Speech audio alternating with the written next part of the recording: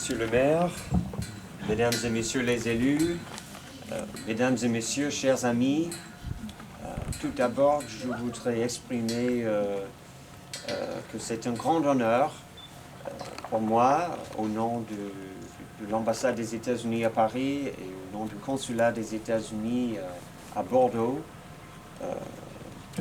d'être présent aujourd'hui et d'avoir l'occasion de participer à cette manifestation et d'exprimer notre reconnaissance à la famille Nadeau et la commune de Saint-Simon de Pellouay pour votre courage, humanité et votre accueil. Nous sommes ravis que Kerry Wilcox est venue des États-Unis pour nous joindre aujourd'hui. Et je suis aussi très content de voir qu'il y a pas mal de représentants de la jeune génération ici, parce que c'est très important qu'ils puissent mieux comprendre l'importance de cette histoire et de l'amitié franco-américaine. Donc, je voudrais ajouter que la solidarité et l'alliance entre les États-Unis et la France existent depuis la création même des États-Unis. Et cette solidarité que nous partageons est plus importante que jamais. Ça reste indispensable pour faire face ensemble aux nouvelles menaces aujourd'hui. Donc n'oublions pas le courage et l'humanité de la famille Nadeau qui a sauvé la vie de Robert Wilcox, un aviateur américain, il y a 71 ans. J'ai l'honneur de lire une traduction du message de Kerry Wilcox en français, si vous me permettez. Je cite Kerry. « C'est un honneur et un privilège de me trouver ici devant vous aujourd'hui pour représenter mon grand-père, Robert B. Wilcox. On l'appelait Bob, pour faire court, mais beaucoup le connaissaient mieux sous le surnom de Peck. En ce jour, ma famille, de concert avec le grand peuple de France, rend hommage à la courageuse famille Nadeau. Au péril de leur vie, Edward et Leon Nadeau ont recueilli chez eux et nourri pendant près de 9 mois un officier bombardier américain. Jeune et désemparé, leur réaction de commisération à l'égard de cet étranger ne parlant pas français, entré par hasard dans leur vie, ont dit beaucoup sur la bonté de leurs âmes. Ces mêmes qualités qu'on le retrouvait chez le fils Frédéric.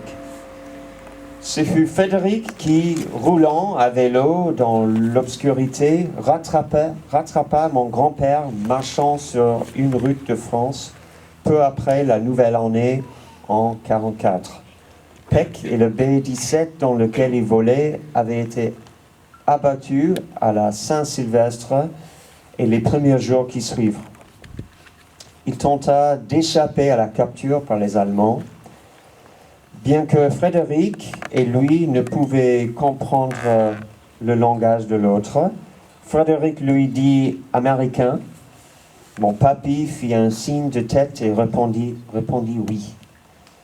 Sur ce, Frédéric s'avança pour lui donner une accolade et lui fit signe de le suivre.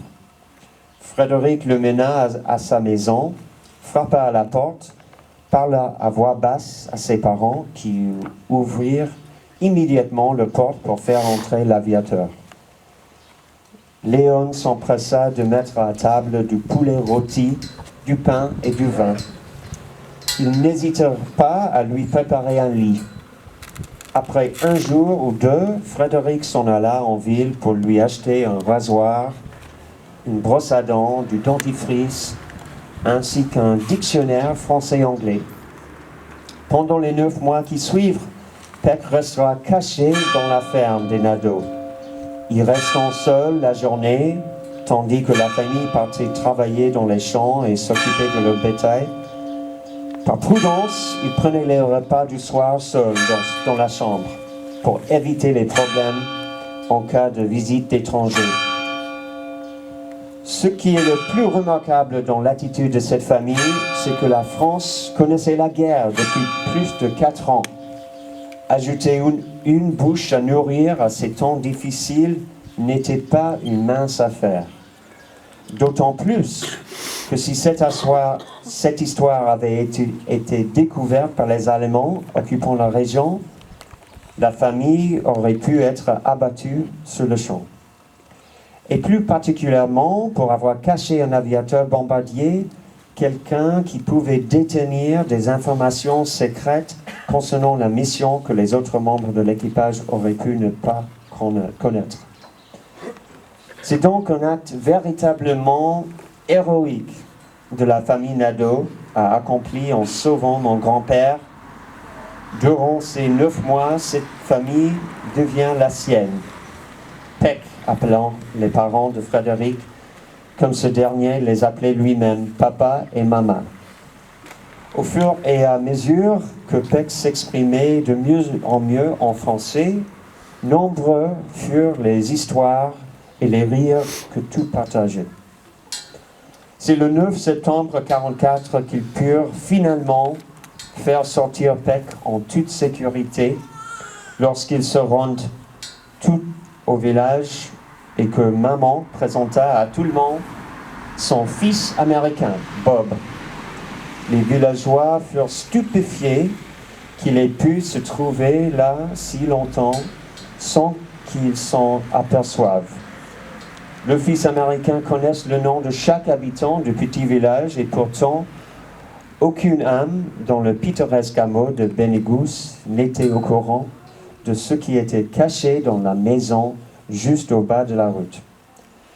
Beaucoup de larmes ont coulé le 10 septembre lorsque mon grand-père a commencé son voyage de retour vers sa base de Polbrook en Angleterre. Tout le restant de leur vie, la famille Nadeau n'a jamais laissé passer une année sans que des cartes de vœux ou d'anniversaire ne soient échangées. Mon grand-père disait toujours qu'il devait sa vie à papa, maman et Frédéric.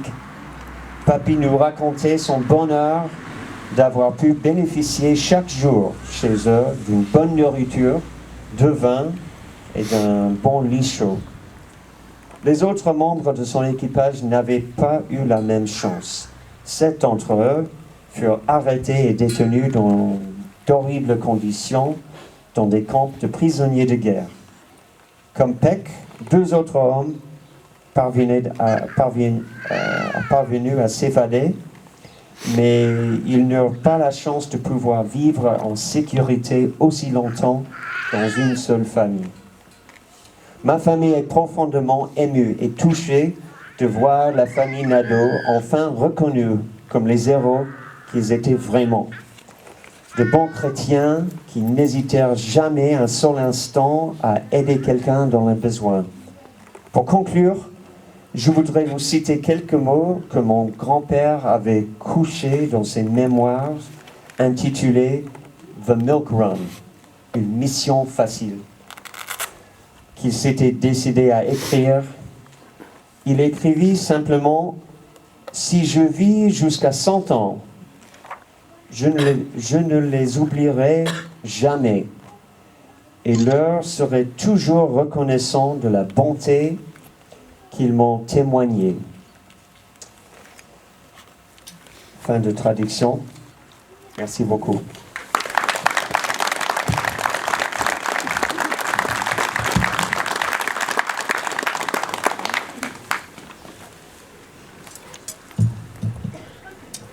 It is an honor and a privilege to stand here before you today to represent my grandfather, Robert B. Wilcox. Robert was called Bob for short because many knew, but to many he was better known as Peck. Today, my family, along with the great people of France, pay tribute to the wonderful Nadal family. Edouard and Leon Nadal gave food and shelter to a young, scared American bombardier for almost 9 months at the peril of their lives. Their random act of kindness to a complete stranger who spoke no French speaks highly of their kind and compassionate souls. Those same qualities resonated in their own son, Frederick. It was Frederick that rode up on the bicycle behind my grandfather on that dark road shortly after the new year of 1944. Peck, in the B-17 he was riding in, was shot down on New Year's Eve. He spent a couple days evading capture by the Germans. While neither Frederick nor Peck could understand each other's language, Frederick said American, and Grandpa nodded and said we. Frederick reached out to give Peck a hug and motioned, "Come with me." Frederick took him to his family's home, and he knocked upon the door and spoke to them quietly, and immediately they opened up their home and they took him in. Leon immediately pulled out a roasted chicken, bread, and wine. They didn't hesitate to turn down a bed. Within a day or two, Frederick went to town to get him a razor, a toothbrush, and a French-English dictionary. For the next 9 months, Peck would remain in hiding during the day inside the Nadal homestead, while the family went to work in the fields and tended to the livestock. He would eat meals inside of his bedroom just in case anyone ever knocked at the door in the evening. The remarkable part of this act is France had already been at war for over 4 years. Taking on another mouth to feed in tough times is a feat itself. Doing so with Germans marching in the area would have had the whole family shot on the spot had they been discovered, especially when they were hiding a bombardier, someone who would have had top secret knowledge of the bombing mission, and the rest of his crew would not have known.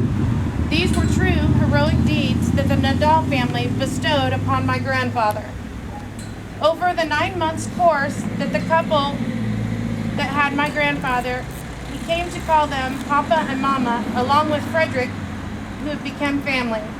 Many laughs and stories were shared as Peck became fluent in English.